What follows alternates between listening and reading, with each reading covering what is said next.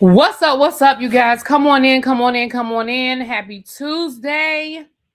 Happy Tuesday. Y'all come on in here so we can get this party started. This is Married to Medicine, season 12, episode 12, I think. I think it's season 12, episode 12, I think. And we are at the end, you guys. Next week is the season finale, and you know we've already talked about the reunion looks. So we will get into that. Now, this episode, it wasn't really a whole lot until we got to the end. So let me go ahead and get through some of the things that happened before we get to the end, because the end is really all I have to say. All I got a whole lot to say about. Come on in, y'all. Hey, everybody. Hello, hello, hello. So the fellas are still, at the beach, and Eugene is still trying to have this conversation with Damon, and Damon is just not here for it. And the other guys sort of intervene and basically kind of just say, look, the great thing about us as the guys is that we don't have to get into the issue with the women. When the women are doing their thing, we just don't have to get involved. And I think Eugene took his cue. I think he took his cue and kind of was like, all right, well, all I'm saying is, and it was like, Eugene, we got it. We know what you're saying, Pookie. Let it go. So then they bring up the Met Gala. And Eugene says, not Eugene. Cecil is talking about how basically the ladies are going to need donations from the guys, and is everybody all in? Everybody says they're all in except for Dr. Mimi's husband. And he was like, yeah, no, I'm not. He said, I'm going to go ahead and say it. I'm not in. He was like, number one, I'm not in because they have excluded my wife from the conversation. So I just think it's real bold to ask for money from me when my wife wasn't included in the planning of this event. My wife wasn't included. So that's number one. And number two, I'm not going to agree to be a part of something without talking to her first, knowing how she feels about being excluded. I said, see, that's what I'm talking about right there. I am so down for him being there for his wife and riding for his wife, because I was here for that. He said, I'm gonna just go ahead and say it. Nah, I ain't down. I'm not committing to nothing. Because I know my wife feels some kind of way about how this whole thing went down. And so I got my wife's back. Now, like Dr. Mimi said, we coming. We gonna buy a ticket. But last year we bought a $5,000 bowl in y'all's auction. And this year, my wife wasn't even included in the conversation for the planning of this trip, of this event. So, we're going to buy some tickets and we're going to show up just like everybody else. But if y'all want more from us, we good. And I forgot they bought that $5,000 bowl last year. So, yeah, I was here for that. Yeah, y'all good. Y'all need to add nothing else. And then the ladies came through and gave them gave them foot massages. And it was so funny because he was like, Mimi's husband was the only one that was like, nah, y'all gonna get yourselves in trouble. Y'all gonna let these women rub on y'all feet if y'all want to. All right. Y'all know when the women find out it's gonna be a problem. Now we know Simone ain't gonna care. Toya ain't gonna care. Jackie might care, but she ain't gonna act like she care. The only one that was really gonna have an issue is gonna be Heavenly, but Heavenly ain't gonna let nobody know that she care.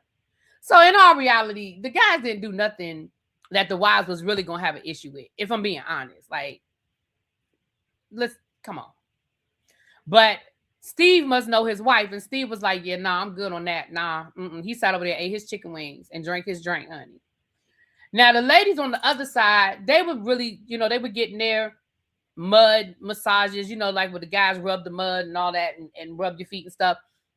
And they weren't really talking about too much of nothing. Talking about what they were going to do that night. They're going to do some couples therapy.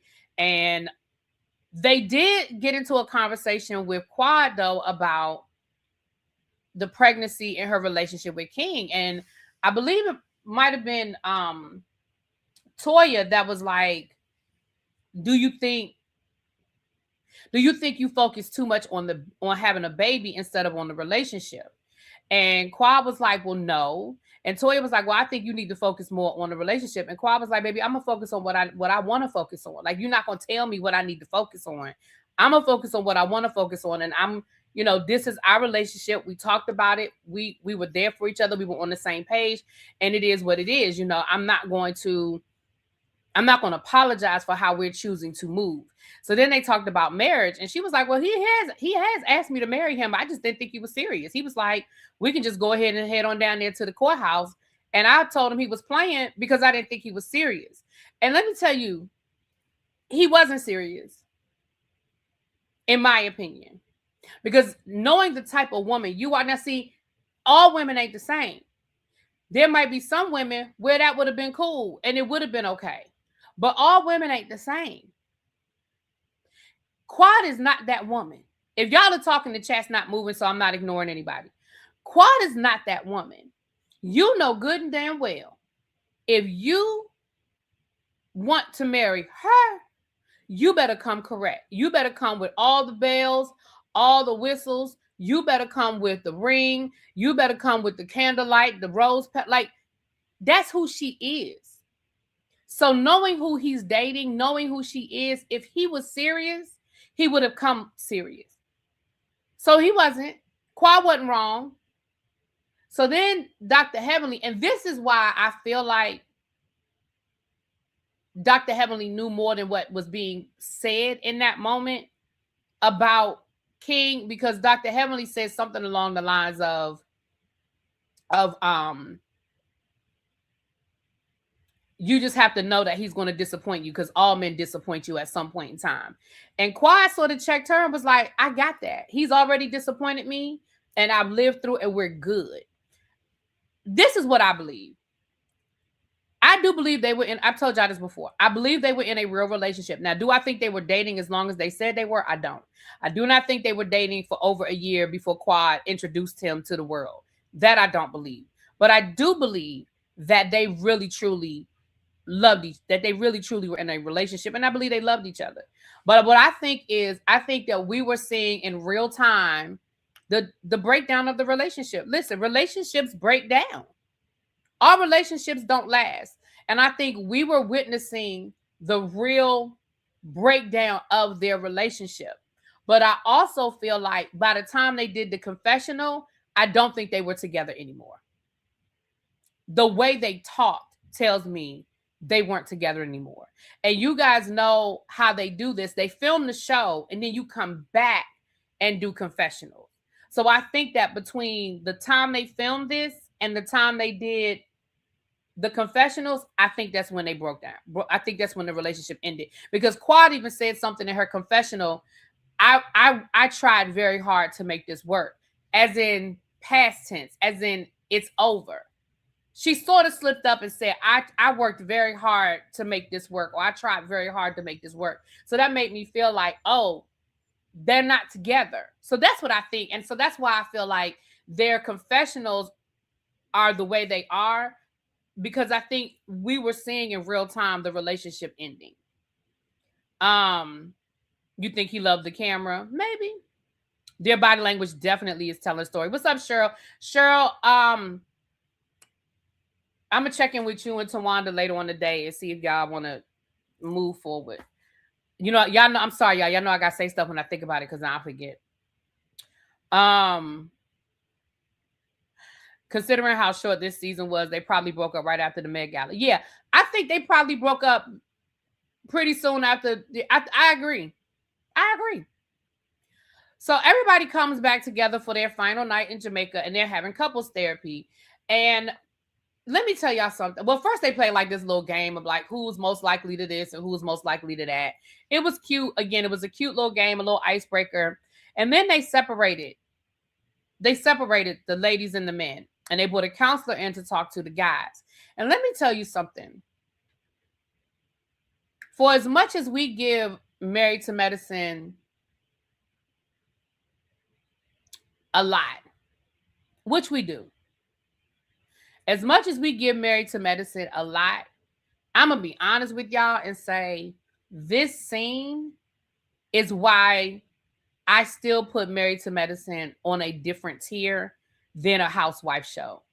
This probably was one of the best scenes that I have seen with educated Black men in a very long time. They had that counselor. and those guys were talking.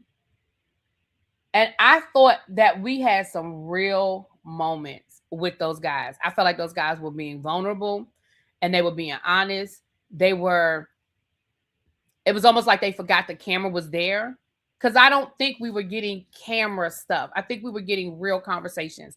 And I thought the counselor did a really good job of letting them talk, but jump in when he needed to jump in. He talked about the ones who were married the longest. What makes it work? What's,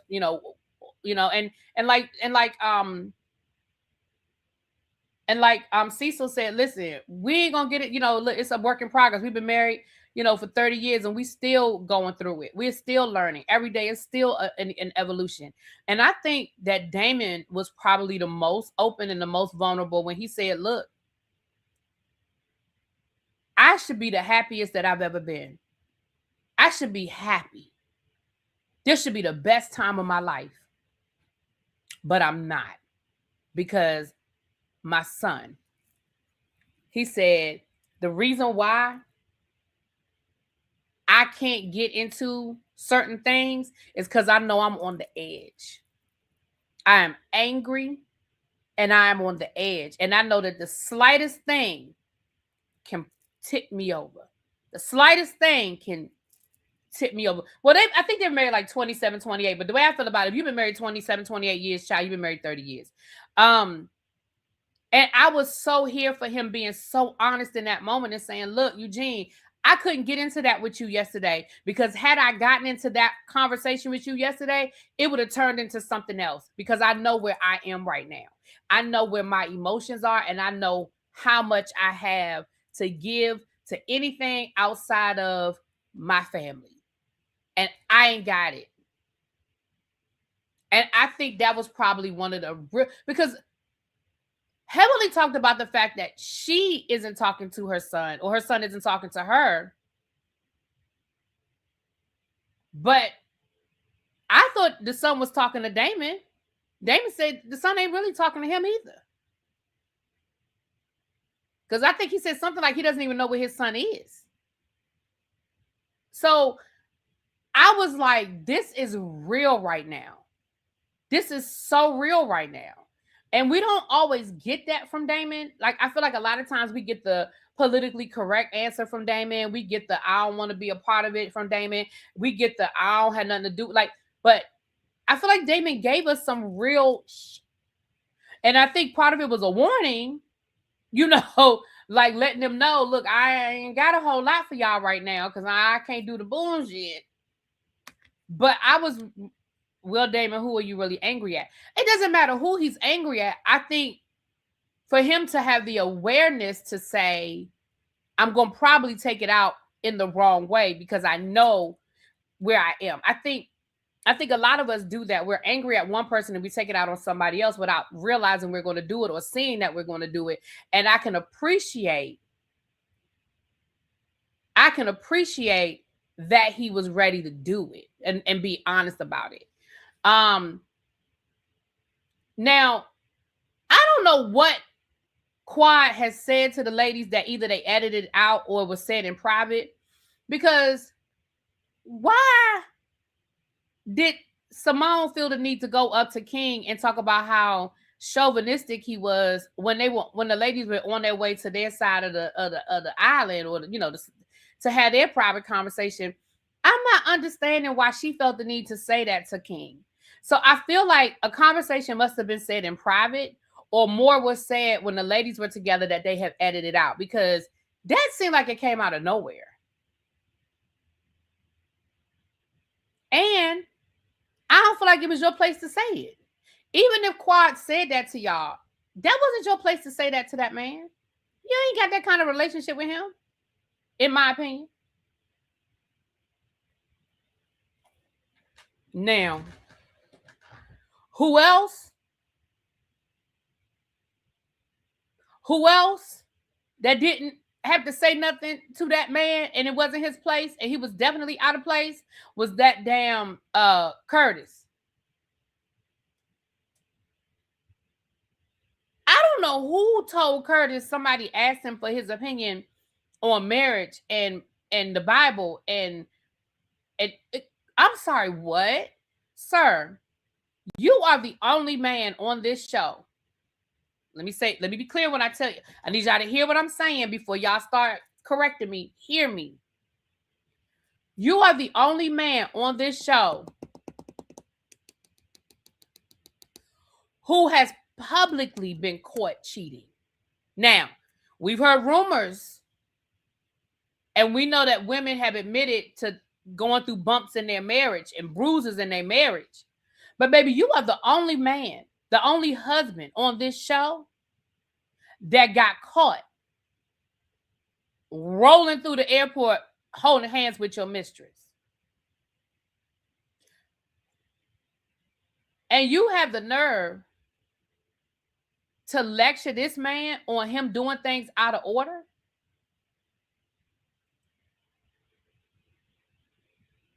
The Bible says,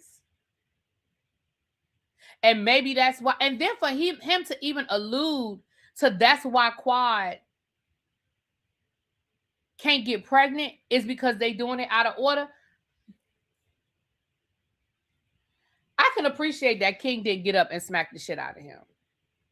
I can really appreciate that because, first of all, you don't know me. Second of all, we don't have that kind of a relationship.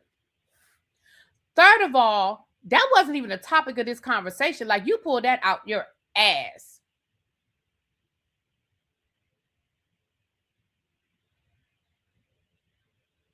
Like, you pulled that, like, that's not even what the conversation was about. Nobody brought up, and since when are we talking about religion?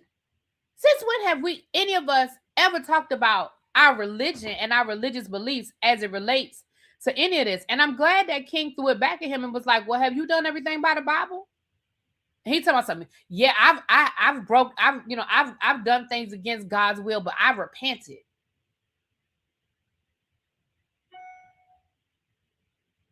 I'm sorry, what? The fact that you had the audacity to fix your lips to even have that conversation, I'm just like,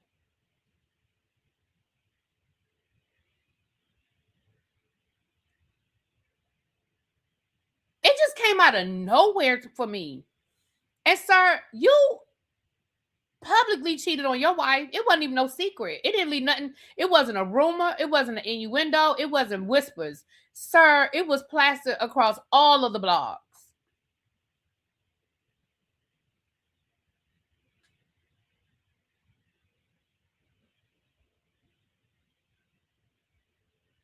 What? And was Curtis married before? Because he has children. The Bible talks about divorce. Like, the Bible talks about a lot of stuff. Like, we cannot pick and choose what we decide we give a damn about when it comes to the Bible. I'm sorry.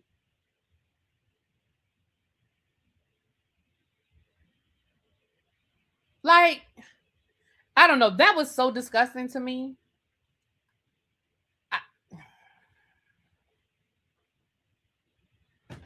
That was disgusting to me.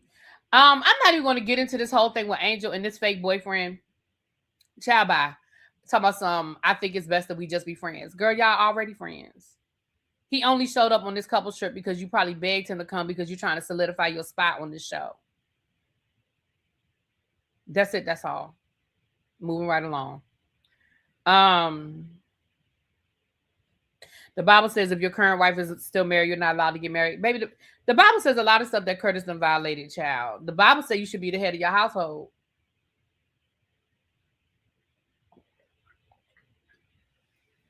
I'm just saying.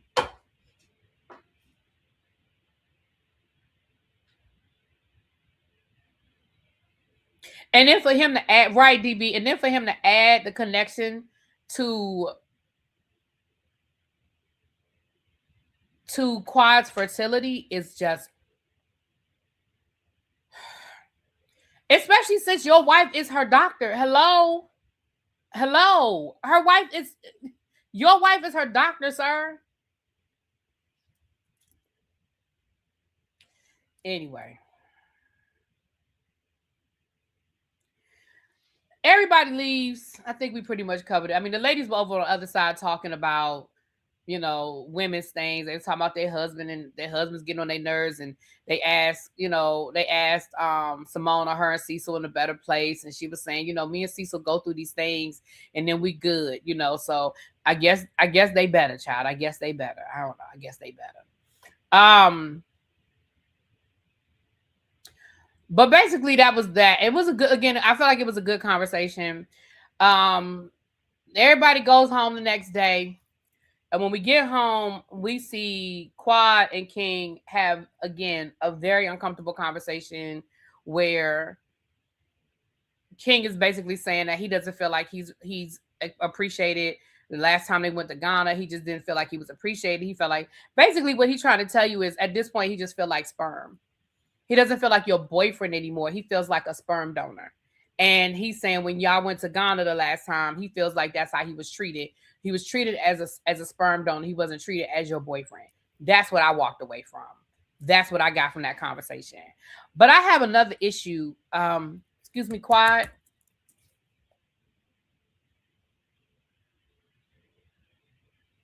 What did you mean when you said men are real sassy these days?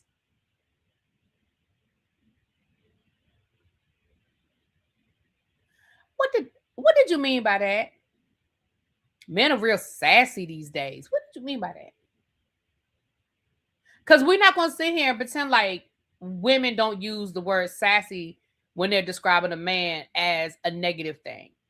We ain't never heard a woman call a man sassy and it was something good. And generally, they're alluding to them being gay. Let's call a thing a thing. Let's put it on the table. Let's be honest. When a woman uses the word sassy to describe a man, they're alluding to a man being gay. So what does that mean? So because King is saying, I didn't feel appreciated, he's sassy?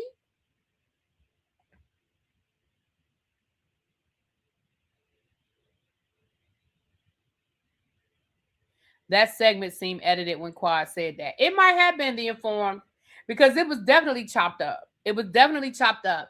But I think if it was chopped up and that's not what she said or how she said it, it was wrong.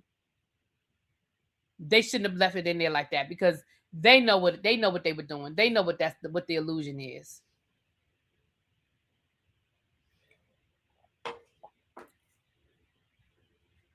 They know what the illusion is. But I'm gonna be honest, y'all. That's all I had from that episode. It wasn't really a lot more there. If I forgot something, drop it in the chat. But other than that, I think we pretty much covered the bases. Next week is the Met Gala, and it looks like it's a hot buttered piece of mess. It looks like it's a whole mess. But that's all I have. We will be doing a tribe meeting, child. Monique. We're gonna be talking about Monique. I don't think I had too much more. Hold on, let me see what else I got to talk about, because I feel like Monique is really the main thing. Hold on, let me see what else is on my Let me see what else is on my list. Hold on. Let me see what else we got on our list, honey. It might just be Monique, honey. So we have Monique, open letter to okay. We got a little more information on Dwight Howard, the police being called to his house, which really just confirms what Amy told us. Oh, Essence. We got the headliners for Essence.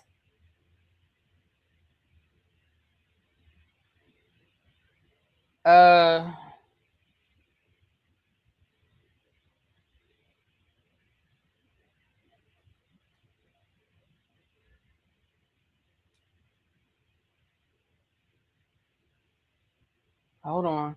I think that's really much it. Hold on, y'all.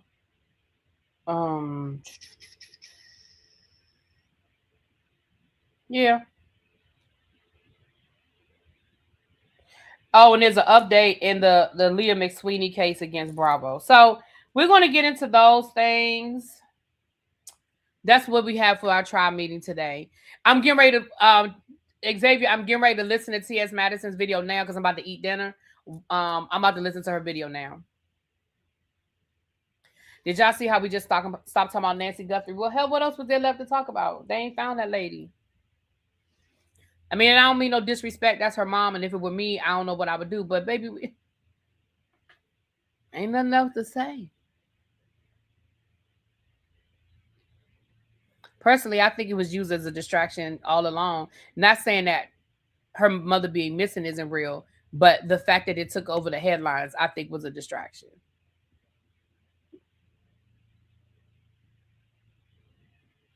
Right, Chi. We're gonna talk about it though. So that's the headline.